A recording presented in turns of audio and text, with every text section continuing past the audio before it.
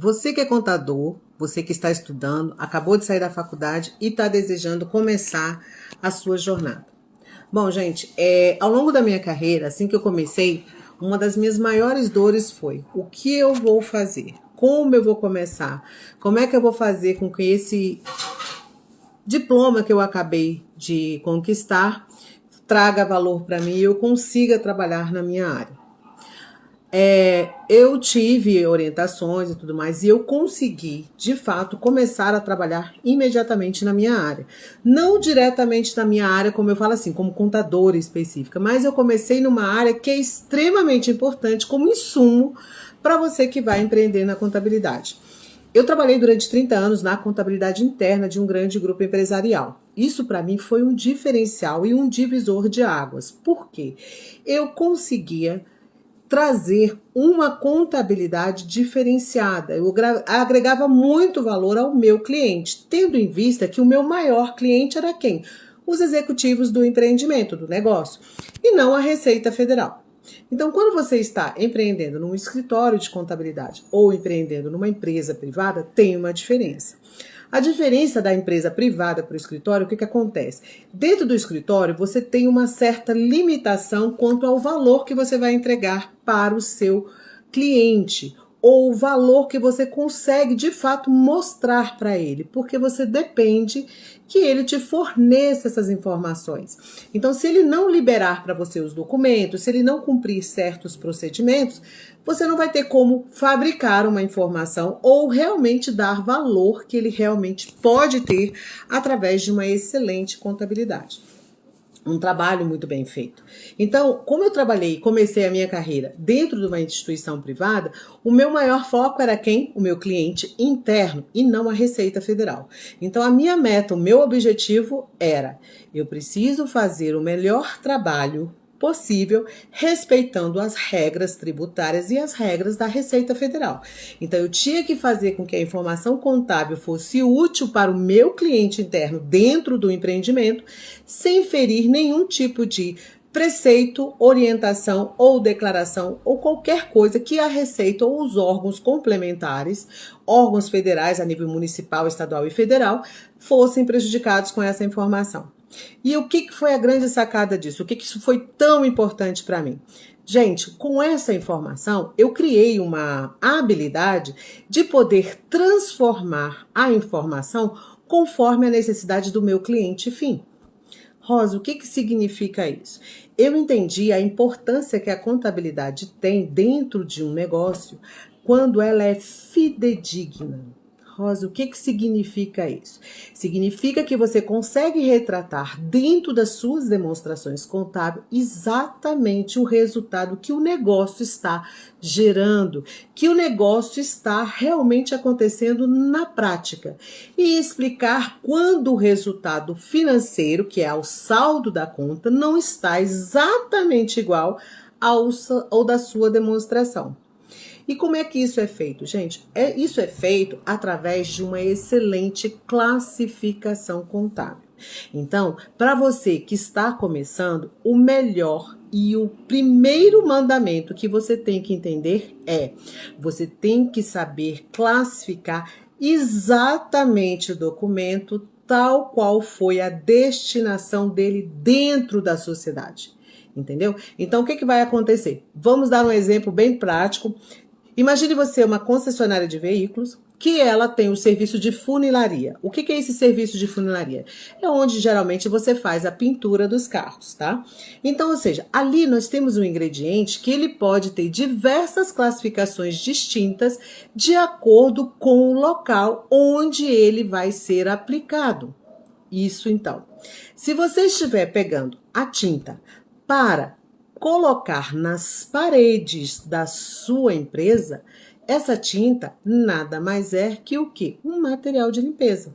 Ela está ali fazendo uma limpeza porque o ambiente estava sujo, não estava bem limpo, já estava velha aquela pintura. Então você vai fazer uma reforma e o material a tinta aplicada nas paredes pode ser tão somente um material de limpeza. Isso não agrega valor venal ao bem, ele apenas cuida do visual. Pode até dar uma certa visibilidade melhor, mas de fato não aumenta o valor venal de um bem, tá? A pintura normalmente não faz isso.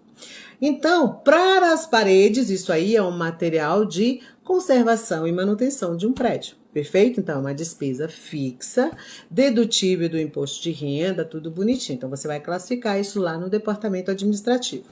Agora, essa mesma tinta, se for aplicada no chão da oficina, onde você está ali na mecânica, onde entra aquela coisa ali, você tem normas que você tem que seguir numa concessionária, e essa área onde faz os serviços rápidos do carro tem que ser uma área onde ela tem que ter uma certa beleza. Ali, ela também, no chão da oficina, mesmo se for o chão da funilaria, ela também nada mais é do que uma conservação e manutenção do espaço. Ou seja, é um material de limpeza.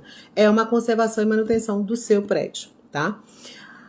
Agora, essa tinta, se ela for utilizada como insumo na formação da pintura que será aplicada em um carro esse que está sendo vendido, serviço da pintura, ou que está sendo feito qualquer tipo para poder...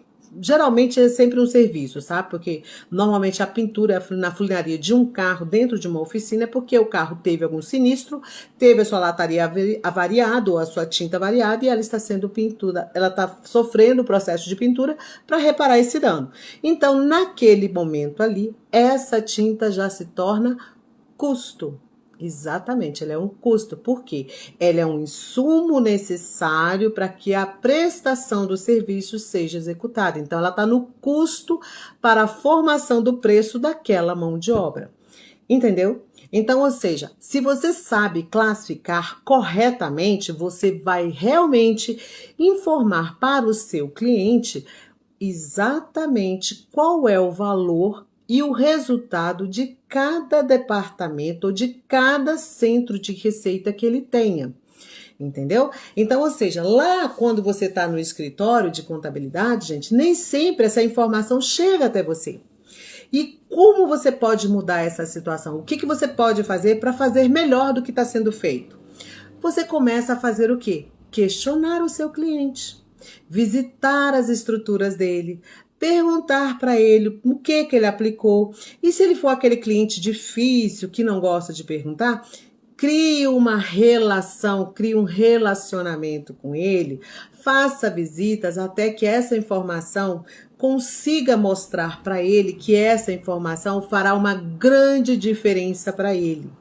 E como você vai passar para ele? Você vai dizer para ele que se ele te falar exatamente como é essa despesa, você vai poder falar e conversar com ele se aquela prestação de serviço que ele está fazendo está gerando lucro ou não para ele. Entende? Você mostra no caso prático, você mostra para ele que se você classificar errado, você pode dar uma ideia de que ele está tendo uma lucratividade em certa prestação de serviço que pode até vir a ser prejuízo porque ele não computou isso como custo, e sim como uma despesa fixa. E aí ele não repassou isso para o preço da prestação de serviço. Ah, Rosa, até parece, né? Cliente esperto, ele não vai deixar acontecer isso.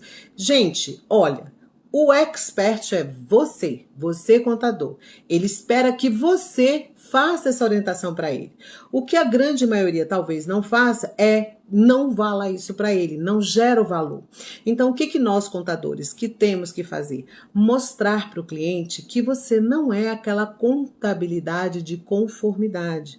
Gente, contabilidade, o que eu chamo de contabilidade de conformidade é aquela contabilidade que você simplesmente entrega todas as obrigações legais e fiscais desse cliente e ponto. Não diz mais nada. Eu acho que você tem que... eu tenho certeza. Você tem que ser um contador diferente. Você tem que fazer muito mais do que é feito hoje. Você tem que levar valor para o seu cliente. E como é que você agrega valor para o seu cliente? Quando você mostra para ele que você está dando um resultado melhor que outra pessoa que está ali. Tá? E isso não é furar o olho de outro contador, isso não é querer sacanear o serviço, porque isso não é ético. O que eu estou te falando é que você tem que fazer o seu melhor para que o seu cliente prefira você ao outro profissional. E esse outro profissional que foi preterido, que se espelhe em você e comece a fazer para o cliente dele aquilo que você prometeu e cumpra. Não prometa para o cliente algo que você não tem a capacidade de entregar. É muito importante, gente. A sua palavra, a sua conduta, a sua credibilidade está muito ligada às suas ações e principalmente ao que você fala. Se você fala, cumpre. Jamais prometa algo que você não seja capaz de entregar, tá? E aí, como é que você pode ter certeza que você não vai entregar nada errado? Junto com essa primeira orientação, que é uma boa classificação, eu vou te dizendo uma coisa aqui. Gente, o seu desenvolvimento pessoal é uma prioridade na sua vida. Você tem que criar o hábito de sempre separar parte do seu orçamento para o desenvolvimento das suas habilidades, para que você cada vez mais aprimore o seu conhecimento. E como você vai fazer isso? Vai ser de acordo com o seu orçamento, é claro.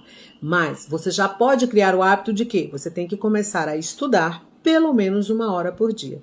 Rosa, nossa, eu não tenho tempo. Quem é que tem tempo para 1 hora por dia? Assim, você consegue ficar 1 hora na academia? Então você consegue estudar 1 hora por dia, sim. Você comece a fatiar, que nem o Jack, as atividades e comece a estudar sobre esse assunto. Comece a seguir pessoas que tenham conhecimento de forma que você possa modelar. Comece a fazer network com outros contadores que você possa trocar experiências e principalmente trocar conhecimentos, compartilhar suas dúvidas, suas dores, de forma que você crie o quê? Você crie a possibilidade de ter sempre alguém um pouco mais experiente que você, lhe dando orientações. Não necessariamente mandando dizer o que você tem que fazer, mas dizendo como ele teve essa situação, caso ele tenha passado. E se ele não tiver passado, te comento. Nós que trabalhamos há muito tempo na área, a gente acaba desenvolvendo uma capacidade de poder aplicar o nosso conhecimento em diversas situações diferentes. É a primeira coisa que você vai aprender. Que você vai ter que saber que não tem resposta para todos os procedimentos. Há momentos em que você vai ter que usar o seu conhecimento, o seu discernimento, para que você tome a melhor decisão e estabeleça o que é melhor para o seu cliente. E o seu cliente sempre vai confiar em você, desde que você demonstre para ele que tenha conhecimento para isso. E não existe outra forma de você fazer isso, a não ser com bundas de hora na cadeira, com disciplina, com foco e constância. Quer uma orientação? Comece a escrever. Faça, entre no Instagram, comece a falar sobre o assunto, comece a discutir, comece a fazer um diário. Assuntos pequenos, tipo, como fazer uma boa classificação. É o tema de hoje, tá bom? Então era isso que eu gostaria de falar com vocês. Eu vou estar passando a fazer agora vídeos diários para vocês, falando do que é importante, o que faz sentido e o que é primordial que você que está começando na carreira de contador ou você que já começou, mas não se atentou para essas orientações que eu acabei de falar aqui, tá? Sempre há um momento de começar. Eu vou dizer para vocês, sabe desde quando que eu me aperfeiçoo e eu estudo contabilidade? Desde 1991, que foi o primeiro dia que eu entrei na faculdade. E isso acontece até hoje, tá? Eu posso falar para vocês, sem sombra de dúvida, que eu faço pelo menos assim, por baixo, muito raso, 3 cursos no ano de especialização, capacitação e desenvolvimento das minhas habilidades na área técnica, que é a área contábil. Fora as minhas habilidades de liderança, de capacitação, de treinamento, de comunicação, de lidar com o ser humano, porque a outra orientação extremamente importante é que você tem que aprender a lidar com diversos tipos diferentes de pessoas. Por quê? Você não tem como saber se o seu cliente que vai entrar no seu escritório tem uma linguagem equivalente à sua. Então, você vai ter que aprender a ter uma comunicação assertiva. E que é isso, comunicação assertiva? Aguarde, que amanhã eu vou falar sobre esse tema com você, para que o vídeo não fique muito longo. O objetivo aqui é mostrar para você a importância que é você ter um planejamento, você ter um objetivo, um foco. E a partir desse objetivo que você quer alcançar, você estabelecer metas diárias para você chegar lá e alcançar, tá? Então já começa aí, essa você não precisa pensar muito, vai nessa, eu só faço isso há 30 e alguns anos, né? Não precisa falar tanto, né?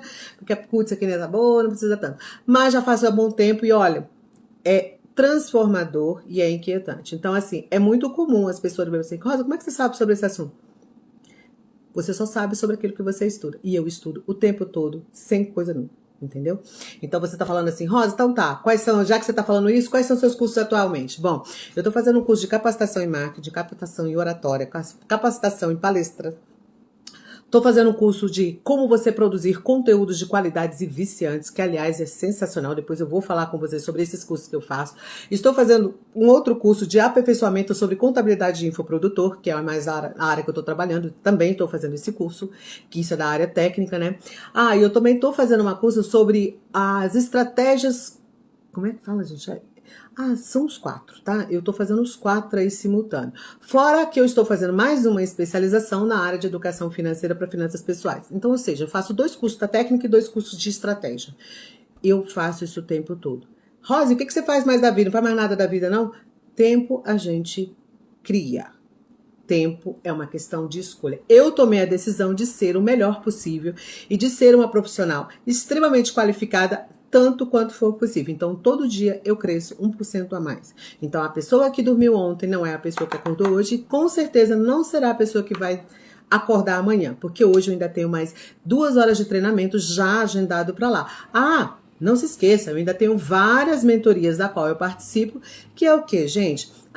Todo mentor tem um mentor também.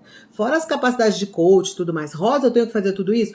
Você tem que ser multitarefa, gente. E ser multitarefa é você desenvolver o máximo as suas habilidades necessárias para que você consiga criar e agregar valor ao seu cliente, tá? Põe isso na cabeça e começa aí. E a partir desse vídeo eu quero que você pense em 3 frases. Primeira, como foi importante para você esse conteúdo que eu acabei de falar? Escreve. Faça aí, ó. Coloca o número 1 aí, coloca.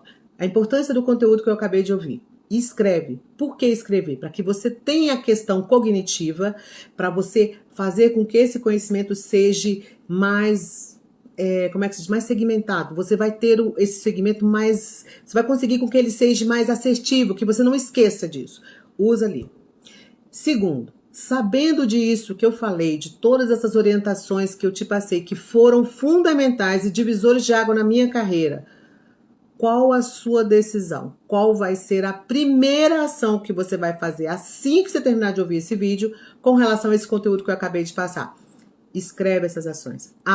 Diga qual a data que você vai fazer essa ação. Porque você falar de algo que você simplesmente não vai colocar em ação, não vai ter a menor sentimento, menor significativo. Então, ou seja, aprender um conteúdo, analisa por que ele foi importante para você, em seguida estabeleça para você qual é a ação que você vai fazer agora, se ele foi importante na sua carreira, já vai escrever também qual é a ação que você vai fazer e vai dar data para isso.